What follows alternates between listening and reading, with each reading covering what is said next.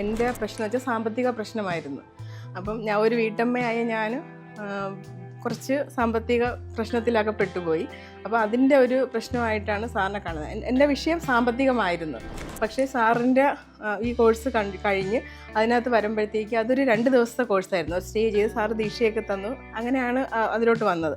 അപ്പോൾ ഏത് സമയത്ത് സാറിനെ വിളിച്ചാൽ കിട്ടുമെന്നുള്ളത് ഒരു പോസിറ്റീവ് ആയിരുന്നു. പിന്നെ എനിക്ക് രണ്ടാമത്തെ പ്രശ്നം എന്ന് വെച്ചാൽ എൻ്റെ മക്കൾ, എനിക്ക് 2 കുട്ടികളാണുള്ളത്.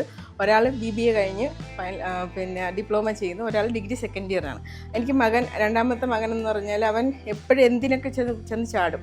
അപ്പോൾ എനിക്ക് ഭയങ്കര ടെൻഷനാണ്. ഞാൻ ഈ പത്രത്തിലും ന്യൂസും ഒക്കെ കേൾക്കുന്ന എല്ലാം കേട്ടിട്ട് നാളെ എൻ്റെ മകൻ അത് സംഭവിക്കുമെന്നുള്ള ഭയങ്കര ടെൻഷനായിട്ടുള്ള ഒരു ലൈഫായിരുന്നു എൻ്റെ എന്ന് പറയുന്നത്. അപ്പം എപ്പോൾ അവൻ പുറത്ത് പോയാലും എവിടെ പോയെന്ന് പറഞ്ഞില്ലെങ്കിൽ എനിക്ക് ടെൻഷൻ, ലേറ്റായ ടെൻഷൻ. അപ്പോൾ ഞാനൊന്നൊരു അമ്മ എന്നുള്ള രീതിയിൽ ഞാൻ ശ്രദ്ധിക്കണം. അപ്പോൾ ഞാൻ MA BEd കഴിഞ്ഞെങ്കിലും വീട്ടിൽ ജോലിക്കൊന്നും പോകുന്നില്ല, വീട്ടിലാണ് ഇരിക്കുന്നത്. അപ്പോൾ ഹസ്ബൻഡ് എന്നെ പ്രത്യേകിച്ച് ഒരു സ്ഥലത്തും പുറത്ത് വിടത്തില്ല.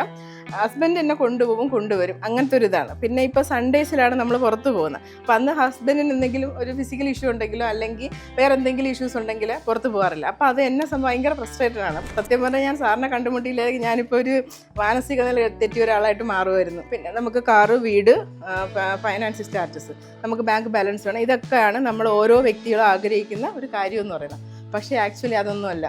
നമ്മൾ പ്രസൻറ്റിൽ സാറ് പറയുന്ന പോലെ പ്രസൻറ്റിൽ ജീവിക്കാൻ പറ്റുക. ഇപ്പോൾ ഞാൻ സാറിനെ പരിചയപ്പെട്ട് ഇതെല്ലാം ചെയ്യുമ്പോഴും എനിക്ക് പിന്നെ അതെല്ലാം തരണം ചെയ്യാൻ പറ്റും എന്നുള്ള കോൺഫിഡൻസ് ഉണ്ടായി. ഇപ്പം ഞാൻ പത്മനാഭസ്വാമി കോവിലിൽ പോയിട്ട് എനിക്കൊരു ദിവസം ദർശനം കിട്ടിയില്ലെങ്കിൽ ഞാൻ ഭയങ്കര ടെൻഷനാണ്. എന്തോ എനിക്ക് പ്രശ്നമുള്ളത് കൊണ്ടാണ് എനിക്ക് അവിടെ കിട്ടുന്നത്. പക്ഷേ എനിക്കിപ്പോൾ ഞാൻ ഭയങ്കര റിലാക്സ്ഡാണ്.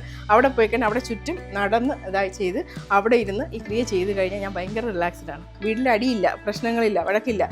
ഞാൻ ചിന്തിക്കുന്നുണ്ട് കുഴപ്പമില്ല. അല്ലെങ്കിൽ ഞാൻ ഈ ക്രിയ ചെയ്യുമ്പം എൻ്റെ മകൻ അവൻ നല്ലതായിട്ട് വരും, അവൻ ഒരു പ്രശ്നങ്ങളും ഉണ്ടാവില്ലെന്ന് ഞാൻ മനസ്സിൽ വിചാരിച്ച് ക്രിയ ചെയ്യുന്നു. അവൻ പ്രശ്നങ്ങളില്ല, അവൻ പോകുന്നു, തിരിച്ചു വരുന്നു. മോള് പറയാറുണ്ട്, ഇപ്പം ഞാൻ എന്തെങ്കിലുമൊക്കെ ചെയ്യുമ്പോഴത്തേക്ക് കോളേജിലൊക്കെ പോകുമ്പോഴത്തേക്ക് ഞാൻ ഈ ബ്രീത്ത് പ്രാക്ടീസ് ചെയ്തിട്ടാണ് ഞാൻ കണ്ടിന്യൂസ് ഇത് ചെയ്യുന്നത് ഞാൻ കാണാറില്ല. പക്ഷേ പലപ്പോഴും പറഞ്ഞിട്ടുണ്ട് ഇത് പ്രാക്ടീസ് ചെയ്യുമ്പോഴത്തേക്ക് എനിക്ക് കോൺഫിഡൻസ് കിട്ടിയിട്ടുണ്ടമ്മ, എനിക്കും അത് ചെയ്യാനും ഓരോ പ്രോജക്റ്റ് കാര്യങ്ങളൊക്കെ പ്രസൻറ്റ് ചെയ്യാനൊക്കെ എനിക്കൊരു കോൺഫിഡൻസ് കിട്ടിയതായിട്ട് മോള് പറയാറുണ്ട്.